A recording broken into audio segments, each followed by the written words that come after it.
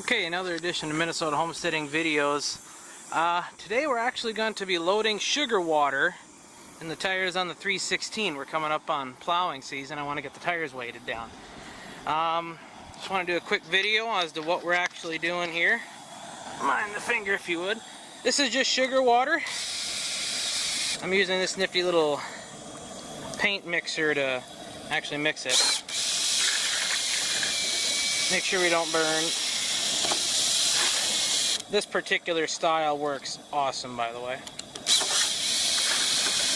The reason I'm using sugar water is over the winter, I just had to do a little experiment with it. I mixed up some sugar water, about 1 to 1 or so, about as much water as as much sugar as the water would hold, and I set it out overnight. We had about 20-25 below actual air temperature night. So just see if it freezes. It did not freeze hard. It turned into a really thick syrup, but it did not freeze hard. Now I don't use this tractor in the dead of winter anyway, but it didn't freeze, didn't really show any signs of expanding. Just heating this up because it flows a lot easier when it's thick and it doesn't mix well. You know, if you ever cook and start making sugar and stuff, you know that sugar and water don't mix very well in high concentrations until it's hot. So just keep that going a little bit. But I did not want to use your standard, basically toxic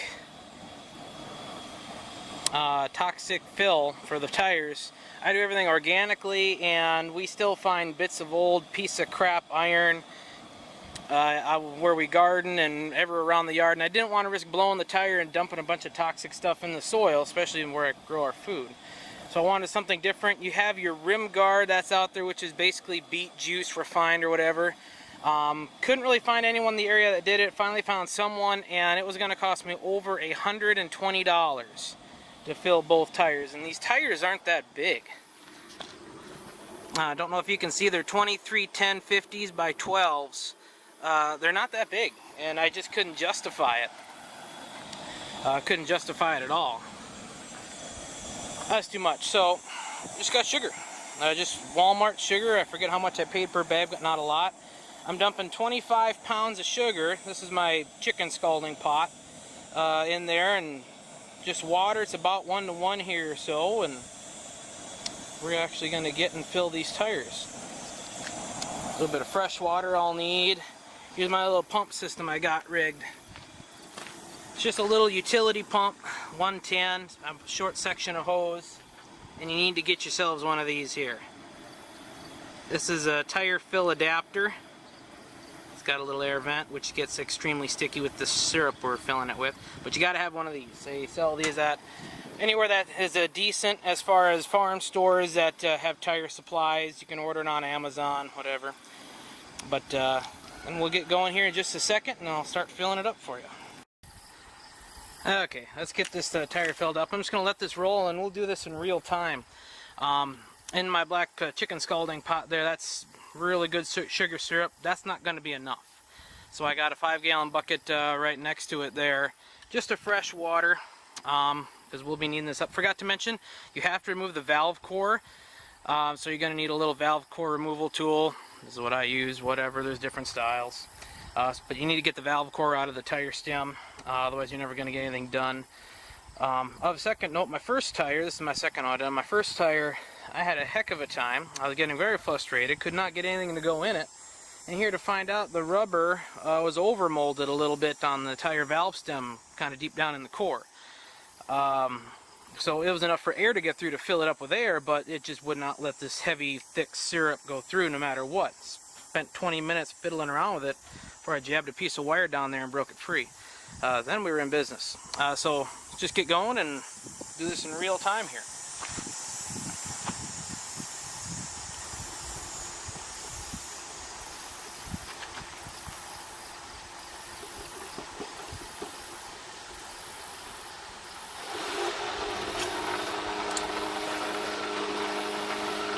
Once the pump gets its prime, starts going, it actually goes pretty quick, and you're going to have to stop it every now and again and relieve air pressure.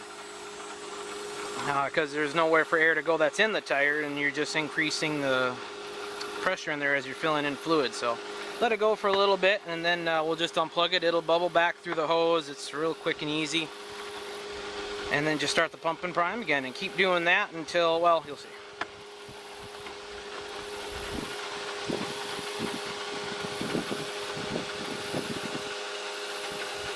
Important to note too, you're squeezing a very thick fluid through a very small hole. That valve stem is not very big. So you need something that can develop some pressure. You know, you need 15-20 psi to get this actually done.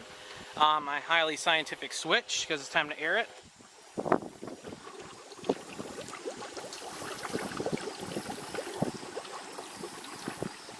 All that air came from the tire. Just let that kind of get done there.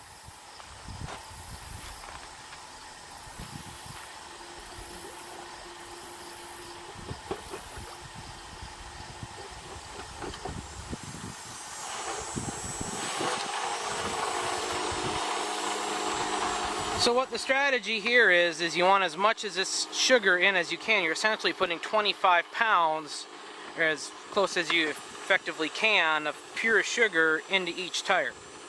Oh, should note, I took measurements here on weight. These tires on rims, just as you see it on the ground here, weighs 40 pounds on the money on my extremely precise, scientifically accurate, cheap as you can possibly get Walmart bathroom scale. So 40 pounds on the scale. After I filled up the other tire, I weighed it 108 pounds. We're adding 68 pounds of ballast onto this little thing per tire. Not too shabby. At a cost of, I think they're $8 or $10. I don't remember what I paid for the bag of sugar. So a lot cheaper, not toxic, and yeah, it just works.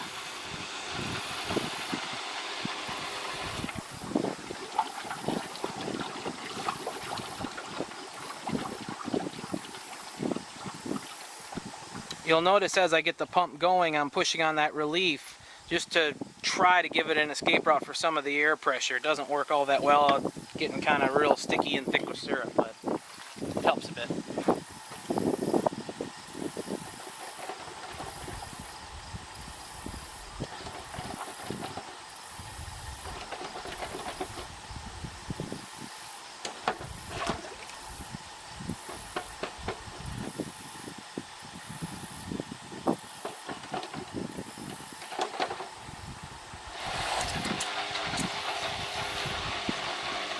Getting harder and harder to get its prime. That little valve is not letting any air out.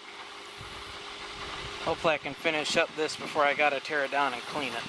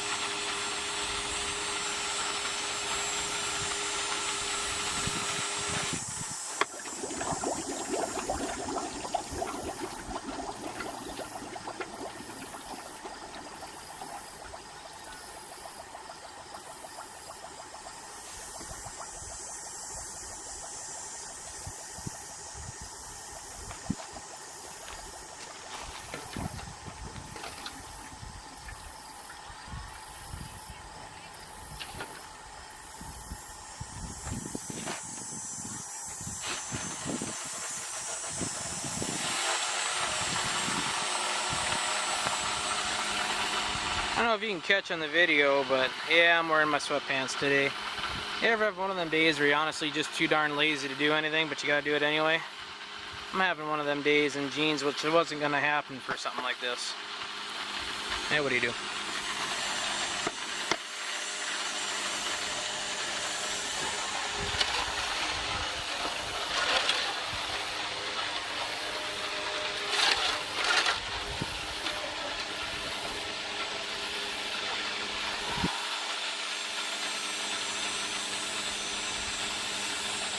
Doesn't take too awful long.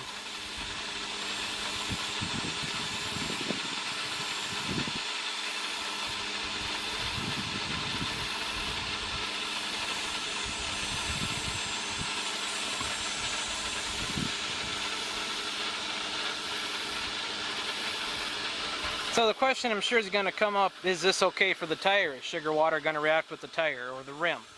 Well, I don't know. These are Carlisle tires. I actually called up the company and talked to one of their technicians, a guy that's supposed to know what's going on, and he couldn't think of any reason it would hurt the tire, but didn't honestly know for sure. Now, I wasn't going to put tubes in these tires, about 25 bucks a piece for tubes.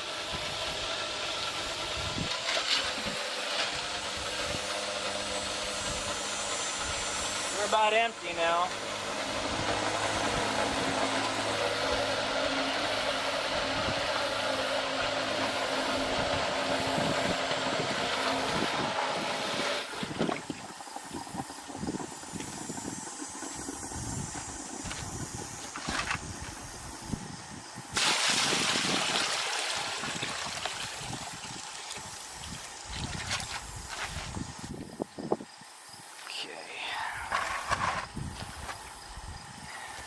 Rinse, repeat.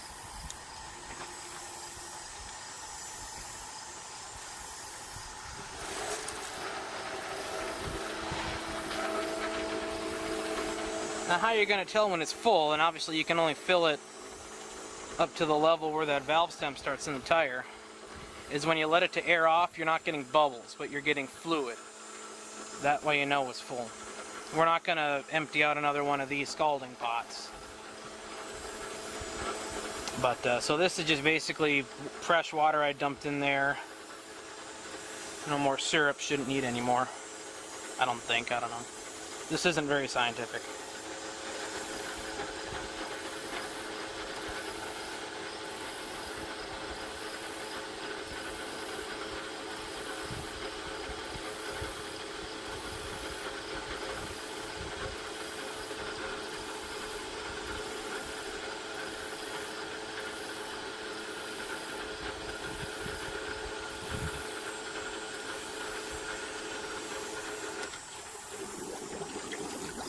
We're getting there, so we keep on going when we're done here.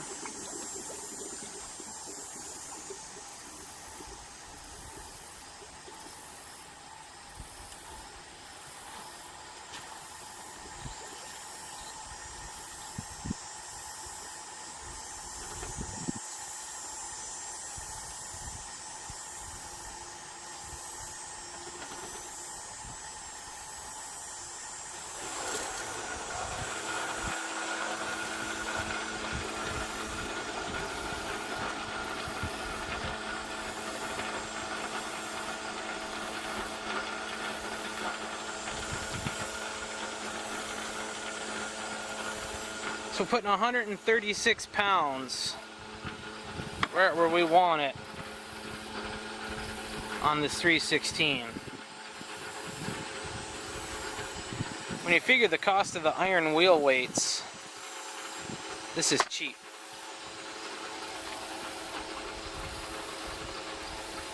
If it doesn't destroy the tire, that is.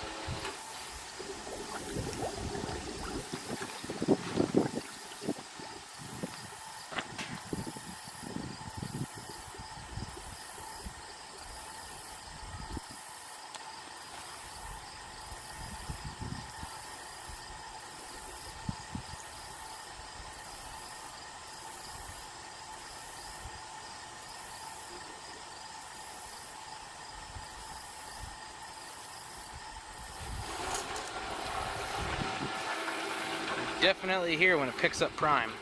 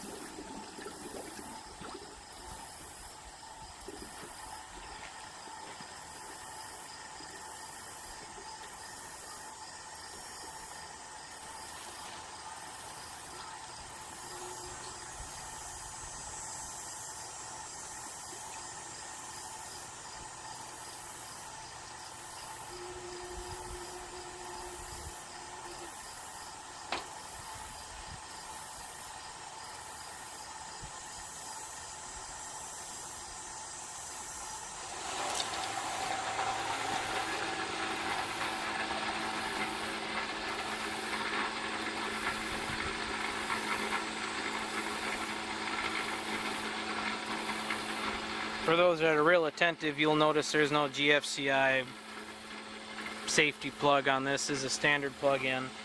But not to worry, the outlet that this extension cord is plugged into is a ground fault protected circuit. So don't worry about it. Of course, you want to make sure you're doing that. Otherwise, if you get a short in your pump and you're touching this electrical stuff or this wet, and you shock yourself, which the wife doesn't like you doing.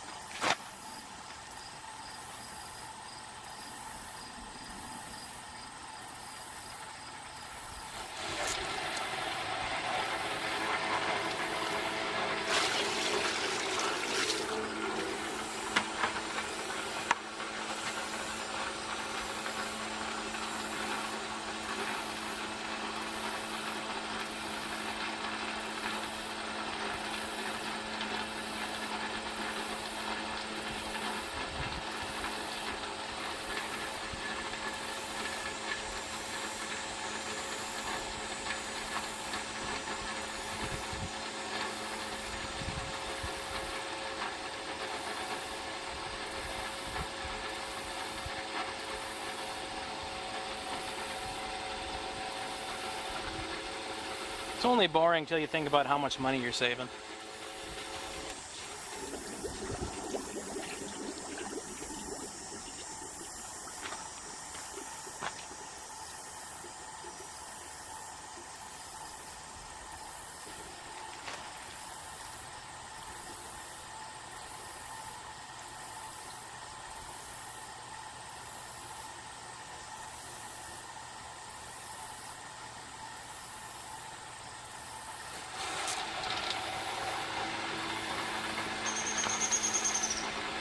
Should be getting close.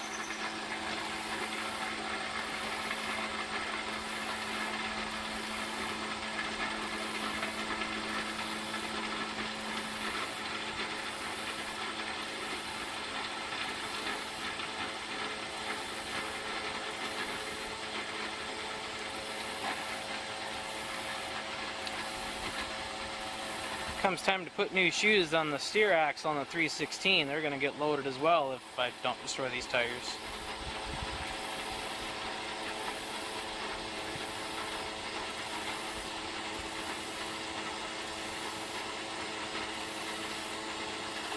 Now some may argue that you don't want your tires heavy all the time, and I thought good long and hard about it. Really 90% of the time I don't need my tires heavy. I don't need more traction. When I'm plowing, I need the traction, but I just could not justify the expense of the wheel weights. Couldn't do it, and I still might need wheel weights after this. I've gotten along with some kind of rigs that basically let me hold some sand tubes on the fenders, but I'm trying to get away from that.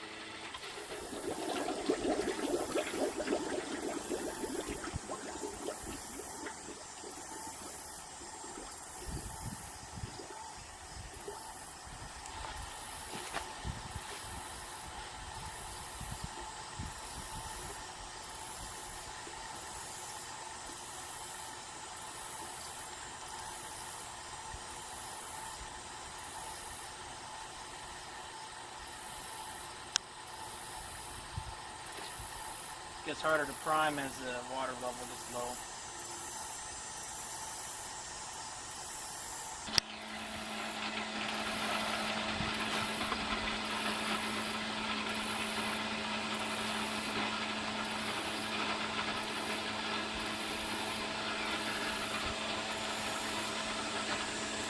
But the only thing that your tires being heavy all the time I figure can really damage is when I'm cultivating. I'm putting added weight on the soil, which isn't really needed, but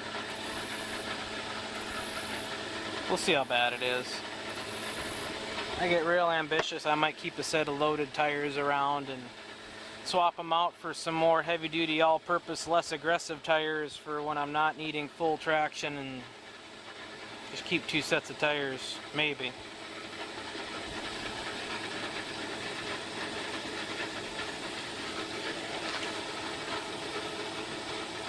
Should be getting about done here.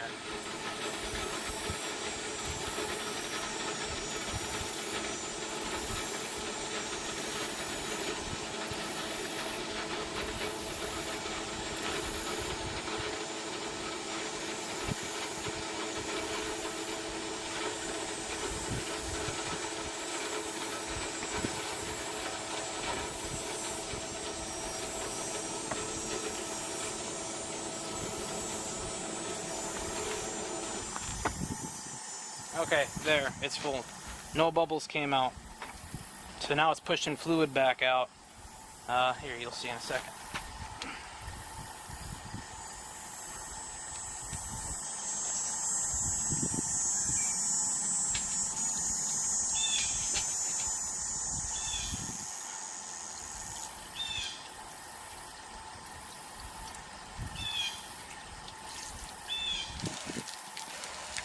It's a little less than ideal because although that's mainly just fresh, clean water, you are losing some sugar content.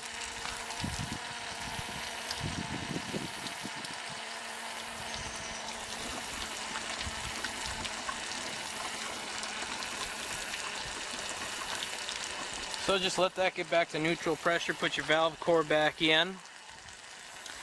I'm airing them up to 10 pounds and we'll see how that goes.